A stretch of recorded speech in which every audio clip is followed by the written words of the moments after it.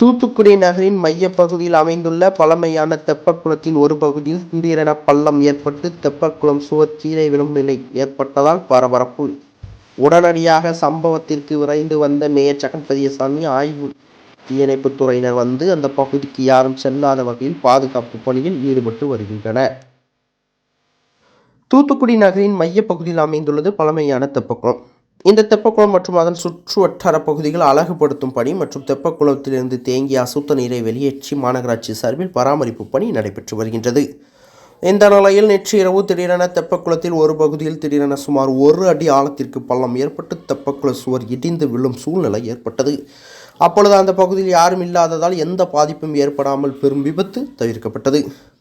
இதனைத் தொடர்ந்து அந்த பகுதிக்கு மாநகராட்சி மேயர் ஜெகன்பெரியசாமி உடனடியாக வருகை தந்து ஆய்வு மேற்கொண்டார். அவருடன் சுகாதார குழு தலைவர் சுரேஷ்குமார் உடன் வந்தார். தொடர்ந்து தீயணைப்புத்துறைக்கு தகவல் தெரிவிக்கப்பட்டு தீயணைப்புத்துறையினர் அந்த பகுதிக்கு வந்து அந்த பகுதிக்குள் பொதுமக்கள் யாரும் உள்ளே செல்லாதபடி வேலி அமைத்து பாதுகாப்பு பணியில் ஈடுபட்டு வருகின்றனர். எப்பொழுதும் பொதுமக்கள் நடமாட்டம் அதிகமாக காணப்படும் அந்த பகுதியில் திடீரென பள்ளம் ஏற்பட்டு தெப்பக்குளச் சுவர் இடிந்து விழும் நிலை ஏற்பட்டதால் அந்த பகுதியில் மக்கள் கூட்டம் கூடியதால் பரபரப்பு ஏற்பட்டது.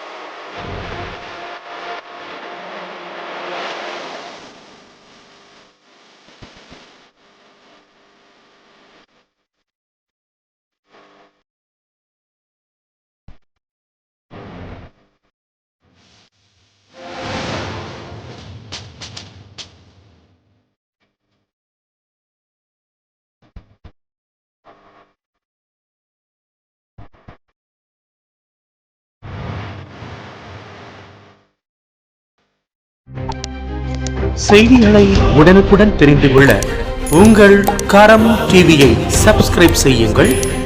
அதோடு பெல் பட்டனையும் கிளிக் செய்யுங்கள்.